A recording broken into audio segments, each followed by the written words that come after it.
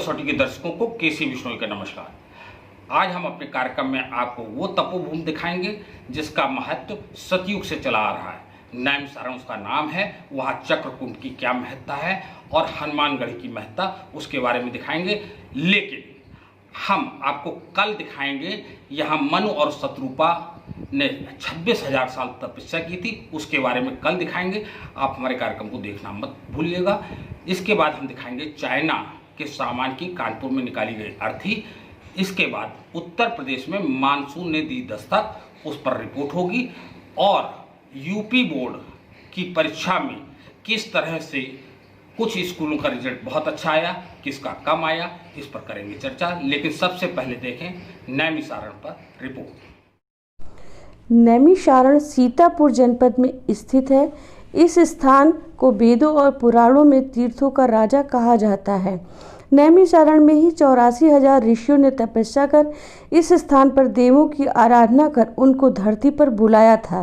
यही ही नहीं, अपित भगवान विष्णु का चक्र भी इसी स्थान पर गिरा था, जिसके बाद यहाँ चक्र तीर्थ की स्थापना हुई थी। सनातन धर्म में कहा जाता है सारे तीर्थ बार बार और नैमिषारण्य एक बार, और मानता है चाहे कितने भी तीर्थ कर लें, लेकिन नैमिषारण्य के दर्शन किए बिना मोक्ष की प्राप्ति नहीं होती है। इन्हीं मान्यताओं को देखते हुए रोज देश विदेश से हजारों की संख्या में श्रद्धालु आकर चक्र तीर्थ में आस्था की डुबकी लगाते हैं। नैमिष क्षेत्र में हर वर्ष 84 कोसी परिक्रमा और मेले का आयोजन होता है। लोगों की ये भी मानता है कि भगवान राम भी यहाँ आकर अपने परिवार के साथ परिक्रमा की थी। मैं सरोज त्रिवेदी, खरी कसौटी न्यूज के लिए। यहाँ की महत्ता बताएं। ये जो आप देख रहे हैं ये ब्रह्म चक्र के नाम से प्रसिद्ध है। सतयुग का तीर्थ नैमिषारण्य हुआ। 4 वर्णों का वर्णन दिया है। जैसे 4 स्वरूपों में नारायण ने जन्म लिया अयोध्यापुरी में जाकर के, धर्म अर्थ काम मोक्ष। उसी प्रकार से सतयुग, त्रेता, द्वापर, कलियुग। सतयुगे नैमिषारण्य, सतयुग में नैमिषारण्य तीर्थ की गरिमा हुई। सतयुगे नैमिषारण्य, त्रेतायाम च पुष्करे, त्रेता में पुष्कर, द्वापरे कुरुक्षेत्र, द्वापर में कुरुक्षेत्र का महत्व हुआ। कलहुंगा वर्तते, कलिकाल में गंगा जी को ही मुक्तदायिनी बतलाया गया। शौनक आदि 88,000 ऋषियों ने आपस में विचार किया कि आज हमारी 1,00,000 वर्ष आयु है सतयुग में। तत्पश्चात जब युगों का परिवर्तन होगा तो मनुष्य संस्कार और संस्कृतिहीन हो जाएगा, और संस्कृतिहीन होने के कारण उसकी अल्प आयु रह जाएगी। इतनी अल्प आयु में जो है इतना ना उसके पास सुख साधन होगा जो हजारों वर्ष वो तपस्या कर सके, न इतनी आयु रह जाएगी। यह विचार करके वो ब्रह्म लोग जाकर के ब्रह्मा जी से निवेदन करते हैं कि प्रभु कोई हमको ऐसी पवित्र भूमि बतलाइए जहाँ पे जाने से मनुष्य के दृष्टि डालने मात्र से ही निमिष मात्र में कल्याण हो जाता हो। निमिष बोलते हैं जितने में पलक झपकती है, और वहाँ का किया हुआ कर्म 4 गुना फलदायी हो, चतुर्कोणी भूमि हो, अति पुनीत भूमि हो। यह विचार जब ब्रह्मा जी से किया तो ब्रह्मा जी ने अपने मानसिक चक्र की उत्पत्ति किया, एतत् मनोमयम चक्रम, और उस चक्र को छोड़ा। कहा ये चक्र आगे आगे चलेगा, पीछे पीछे आप लोग 88,000 ऋषि सभी लोग जाइए। जहाँ भी इसको चतुर्कोणी भूमि, अधिपुनीत भूमि, निमिष मात्र में कल्याणकारी भूमि दिखाई देगी, वहीं पे जाकर के अपना स्थान ग्रहण कर लेगा। हमारे भूमंडल के ऊपर में 7 लोक 14 भवन हैं। 7 लोक ऊपर में हैं ओम भूर्भुवः स्वः सत्यम सीमहि जपातना। नीचे में है अतल वितल सुतल महातल रसातल तल तलातल महापातल। समस्त लोकों का भ्रमण करने के पश्चात 9 आरण्य का प्रवेश किया उसने। उत्पलारण्य, माधवारण्य, सिंधुआरण्य, तत्पलारण्य, बद्रिकारण्य, किष्किंधारण्य, दंडिकारण्य, कुरुआरण्य। आरण्य बोलते हैं जंगल को। 9वें आरण्य में जब उसने प्रवेश किया, ये कुरु नाम का आरण्य था। यहाँ पे सतयुग के समय से माता सती विद्यमान थी। माता सती जो है पार्वती के स्वरूप में यहाँ पे तपस्या कर रही थी शिव को वर के रूप में प्राप्ति के लिए। तत्पश्चात जब चक्र नारायण यहाँ पे आकर के पहुँचे तो ये सप्तऋषियों का यज्ञशाला हुआ करता था। सतयुग में सप्तऋषियों का ये यज्ञशाला था, अष्टकोड़ी नाम का। इसके आज भी 8 कोने बने हुए हैं। यहाँ पे चक्र नारायण भगवान जब पहुँचे आकर के तो इसका जो पवित्र धुआं था यज्ञ कुंड का, वो चक्र की नेमी में टकरा गया। नेमी बोलते हैं मध्य भाग को। नैमिषे क्षीण यत्र शांति सह नैमिषा, उसकी शक्ति क्षीण हो गई और वो पृथ्वी की तरफ वेग से बढ़ने लगा। चक्र का कार्य है काटना, तो उसने काटना प्रारंभ कर दिया। प्रथम तल, द्वितीय, तृतीय, चतुर्थ, पंचम, षष्ठम, सप्तम। जब 6.5 पातालों का इसने भेदन कर दिया तो ऐसी तीव्र गति से जलधारा निकली, जिसकी गति को देख करके ऋषि लोग आश्चर्यचकित हुए और उन्होंने कहा, प्रभु आप इसको रोकिए वरना पृथ्वी जलाशय हो जाएगी। तो उन्होंने कहा, अब शक्ति को अगर कोई रोक सकता है तो शक्ति से परे कोई है तो आदि शक्ति है। आदि शक्ति ही माता सती स्वरूप में वहाँ पे तपस्या कर रही हैं, उन्हीं से आप लोग प्रार्थना करो।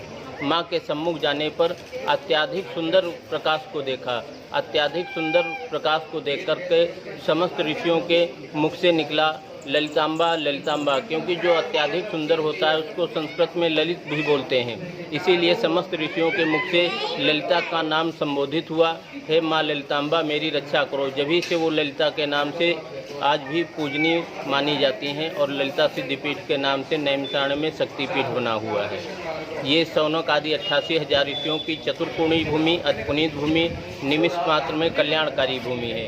आज भी जो आकर के मानव यहाँ पे जो है कर्म करता है उसका 4 गुना उसको लाभ मिलता है। अगर कोई त्रुटि हो जाती है उसका भी 4 गुना उसको भोग मिलता है, और अगर कोई पुण्य धर्म का कार्य करता है तो उसका भी 4 गुना उसको प्राप्त होता है। ये चक्र नारायण भगवान जो है पृथ्वी के मध्य भाग में स्थित हैं और यहाँ से समस्त दैहिक दैविक भौतिक तापों का निवारण करते हैं। और पृथ्वी पर कोई ऐसी जगह नहीं जहाँ पे देव, ऋषि और पितरों का मनुष्य पुण्य प्रताप प्राप्त कर सके। ये जो है देवों की पुनीत भूमि है, पितरों की ये है आशा भूमि है और ऋषियों की ये तपोभूमि है। इसीलिए ये यहाँ चतुर्कोणीय भूमि, अतिपुनीत भूमि और निमिष मात्र में कल्याणकारी भूमि है। जय चक्र नारायण। अयोध्या जलम भूमि जैसे है परमात्मा जी, नैमिषारण्य ये लीला भूमि है। अयोध्या जलम भूमि है, मथुरा वृंदावन लीला भूमि है, नैमिषारण्य तपोभूमि। तो यहाँ थोड़े ही समय में साधुओं से सिद्धि विद्धि प्राप्ति हो जाती है। इतना यहाँ रुकिए, ओम नमो भगवते वासुदेव तो जप करिए, आपको सिद्धि विद्धि प्राप्ति होगी।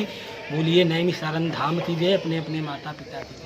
नैमिषे अनिमिष क्षेत्रे ऋषयः शौनकादयः सत्रं स्वर्गाय लोकाय सहस्रसममासत। एकदा नैमिषारण्ये ऋषयः शौनकादयः सत्रं स्वर्गाय लोकाय सहस्रसममासत। नैमिषे सूतमासीनम् अभिवाद्य महामतिं कथामृतं रसास्वाद कुशलः शौनको ब्रवीत। जिस प्रकार से इस समय आप मुझसे प्रश्न पूछ रही हैं कि इस स्थान का क्या महत्व है, उसी प्रकार से कलयुग में शौनक मुनि ने सूत जी से पूछा कि इस कौन सा कलयुग में ऐसा स्थान है जहाँ से थोड़ा सा जप तप नियम स्वाध्याय करने से व्यक्ति को भगवत चरणारविंदों का आश्रय प्राप्त हो जाए। क्योंकि दुर्लभो मानुषो देहो देहिनाम क्षणभंगुरा तत्रापि दुर्लभम मन्ये वैकुंठ प्रिय दर्शनम। ये मानव देह दुर्लभ है और दुर्लभ मानव देह क्षणभंगुर है, और क्षणभंगुर मानव देह के द्वारा ये क्या कहते हैं, वैकुंठ के मार्ग को बताने वाले संतों भक्तों का दर्शन दुर्लभ है। क्यों? क्योंकि हम ये मानते हैं कि हमारी आत्मा का पुनर्जन्म होता है। सनातन धर्म में आत्मा को अजर अमर अविनाशी माना गया है। हमारी आत्मा 84 लाख योनियों में भटका करती है। कब तक? जब तक उसको मुक्ति प्राप्त नहीं होती है। और मुक्ति जो है को कठिन नहीं बताया गया है मुमुक्षा, मोक्ष की इच्छा और मुक्ति को बताने वाले, मुक्ति के मार्ग को बताने वाले संतों भक्तों का दर्शन। क्यों? क्योंकि अन्य जो योनियां हैं वो कर्म योनियां हैं, आप भोग योनियां हैं। उसमें आपको जो प्रारब्धवश भोग मिले हैं उनको आप भोगेंगे। अपने आत्मोद्धार के लिए, मुक्ति के लिए आप कोई भी उपाय नहीं कर सकते हैं। परंतु इस मानव देह के द्वारा आप मुक्ति के मार्ग को प्राप्त कर सकते हैं। तो क्या जप करे, क्या तप करे, क्या स्वाध्याय करे, क्या नियम करे, क्या प्राणायाम करे, क्या आसन करे, और सबसे महाराज चीज़ है which is the most secret place in the earth where we can make adoration towards the God. हम अपनी जो है तपस्या कहाँ करें, क्षण मात्र जिसको जो है भगवान का प्राप्त हो जाए। सभी लोग ब्रह्मा जी के पास गए। ब्रह्मा जी ने संकल्प किया। संकल्प करते हुए ब्रह्मा जी के मन से ये श्री चक्र का प्राकट्य हुआ। मूल रूप में चक्र भगवान विष्णु का है, परंतु ब्रह्मा जी के मन से उत्पन्न होने के कारण इस चक्र का नाम ब्रह्म मनोमय चक्र रखा गया। उस चक्र को उन्होंने कहा इस चक्र की नेमी जहाँ पे जाकर के क्षीण हो जाएगी, अर्थात गिर जाएगी, वहाँ पे आकर के ये पवित्र स्थान होगा। चक्र भू भुआ मुआजना तपा और सत्यम अनेक लोकों में घूमते हुए ऊपर गया, परंतु उसको कोई ऐसा स्थान नहीं दिखा जो कलयुग के प्रभाव से मुक्त हो। पुनः इस पृथ्वी मंडल पे आरण्यों में घूमते घूमते इसमें आया। आप सामने देखें जो आज जहाँ जल है, कभी यहाँ पे एक हवन कुंड हुआ करता था, माँ मंगला गौरी का हवन कुंड था। उस हवन कुंड के धुएं के कारण उसकी जो है गति क्षीण हुई और आकर के यहाँ पे गिरा। उसने अतल वितल तलातल रफातल पाताल महापाताल 6 पाताल का भेदन कर दिया। तब ऋषियों ने हाहाकार किया, सारी सृष्टि जलमग्न हो जाएगी, हम तपस्या कहाँ करें, किसके लिए करें। पुनः ब्रह्मा जी के पास ब्रह्मा जी ने कहा ये शक्ति है, शक्ति को रोकने अग्निगर्भ संभूता, अग्नि के गर्भ से प्रकट होने वाली माँ ललितेश्वरी जो है प्रकट हुए है। ललिता, माँ ललिता। ललिता क्यों? ललिता देवी स्थान कहाँ है? ललिता देवी का स्थान कहाँ है? अलोपी बाग इलाहाबाद। ये ललिता देवी नहीं है। अच्छा अच्छा। ललिता है संज्ञा का विशेष। ललित माने सुंदर, ललिता माने सुंदरी, अप्रतिम सुंदरी, मैचलेस ब्यूटी, एक्स्ट्राऑर्डिनरी ब्यूटी। ये है हृदय लिंग धारणी देवी। कौन देवी है? हृदय लिंग धारणी देवी। हाँ, अग्निगर्भ संभूता हृदय लिंग धारणी देवी, जहाँ ललितेश्वर महादेव नीचे विराजमान है। तो वहाँ पे उनको नैमिषारण्य वो जगह है जहाँ पर हनुमान जी पाताल लोक से श्री राम और लक्ष्मण जी को अहिरावण से बचाकर निकाल लाए थे। इसी नैमिषारण्य जगह पर तीनों ने महान संतों के दर्शन किए और लंका में रावण का वध करने के लिए प्रस्थान किया। मंदिर में दक्षिण मुखी हनुमान जी विराजमान हैं। यहाँ पर हनुमान जी का पूजन और दान करने से राहु, केतु, मंगल आदि ग्रहों की शांति होती है और यहाँ पर हनुमान जी को लाल जोड़ा सहित श्रृंगार कराने से सफलता और समृद्धि प्राप्त होती है। कल आपको मनु शतरूपा के बारे में बताएंगे और उनका दर्शन कराएंगे। मैं सरोज त्रिवेदी, खड़ी कसौटी न्यूज़ चैनल के लिए। जय सिया राम। महंत बजरंग दास, हनुमानगढ़ी नैमिषारण्य। जो आप हनुमान जी महाराज का दर्शन किए हैं, पूरे भारतवर्ष में ये अलौकिक महिमा है। जिस समय अहिरावण भगवान राम और लक्ष्मण को पाताल में चुरा ले गया है बलि प्रदान करने के लिए, श्री हनुमान जी महाराज पाताल में गए हैं और अहिरावण का वध करने के पश्चात यहाँ कुछ क्षण के लिए विश्राम किया है। इस पृथ्वी मंडल का प्रथम तीर्थ नैमिषारण्य है, इसलिए भगवान राम की इच्छा से श्री हनुमान जी महाराज नैमिषारण्य में आए हैं, ऋषियों का दर्शन किया और ऋषियों को दर्शन देने के पश्चात यहाँ से लंका की ओर जा रहे हैं। सबसे बड़ी विशेषता ये है कि दक्षिणमुखी मूर्ति है। ये दक्षिणेश्वर हनुमान जी हैं, खास करके लिए उनके लाभकारी है जिन पर शनि, राहु, केतु और मंगल की दशा चल रही हो, तब दक्षिणमुखी हनुमान जी महाराज का श्रृंगार करवाने से, दर्शन करने से वो ग्रह कष्ट नहीं देते हैं। पूरे विश्व में एक नैमिषारण्य ही ऐसी भूमि है जिस पर 88,000 ऋषियों का आज भी वास है और भगवान ब्रह्मा के अनुसार नैमिषारण्य में आज भी कलयुग का वास नहीं है। एते नास्ति कलिदेवा, यहाँ पर कलिकाल का वास नहीं है। नैमिषारण्य अद्भुत क्षेत्र है, तीर्थ वर नैमिष विख्याता, अति पुनीत साधक सिद्धिदाता। जय सिया राम।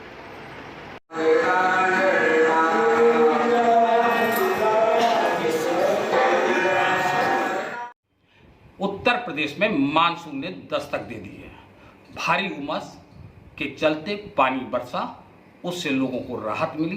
देखिए रिपोर्ट। नमस्कार, मैं प्रशांत पांडे। इस समय आपको सीन दिखा रहा हूँ कानपुर के जो है जूही नहरिया का ये सीन है, जिसमें आप देख सकते हैं कि कितना जल भरा हुआ है, कितनी गंदगी है, लोग कितनी परेशानियों का सामना करते हैं।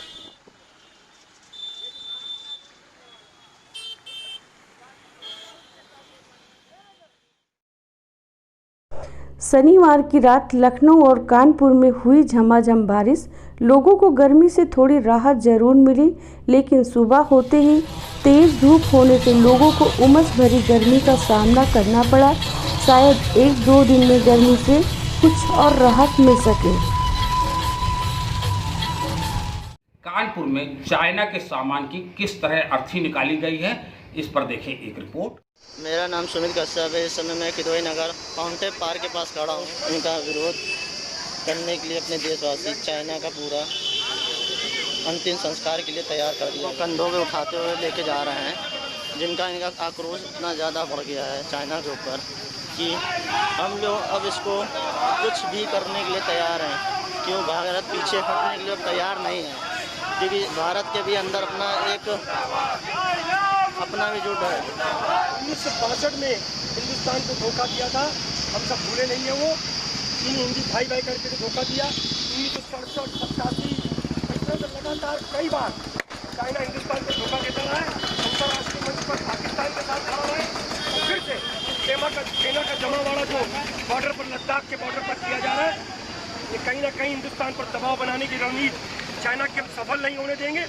चीनी सेना बॉर्डर के खिलाफ, हिंदुस्तानी सेना बॉर्डर पर जवाब देगी उनको। और 130 करोड़ हिंदुस्तानियों से हमारी अपील है कि हिंदुस्तान में चाइना उत्पादों का बहिष्कार करके चीन के खिलाफ आर्थिक युद्ध छेड़कर चीन को एक कहीं ना कहीं आर्थिक चोट देने का काम करें, तभी चाइना सुधरेगा। आज हमने एक शव यात्रा निकाली चीनी राष्ट्रपति, चीनी सेना और चीनी उत्पादों की। उसको बाजार में घुमाकर यहाँ पर जो एक चिता बनाई है, उस चिता पर उसको लिटाकर उसको जलाने का काम किया हिंदू रीति रिवाज से। और इसको लगातार हम ये आंदोलन जारी रखेंगे। जो भी प्रक्रिया इस आंदोलन की हो सकती है उसको लगातार हम जारी रखेंगे। मुर्दाबाद, मुर्दाबाद, मुर्दाबाद, मुर्दाबाद, मुर्दाबाद, मुर्दाबाद, मुर्दाबाद, सेना मुर्दाबाद, मुर्दाबाद, मुर्दाबाद,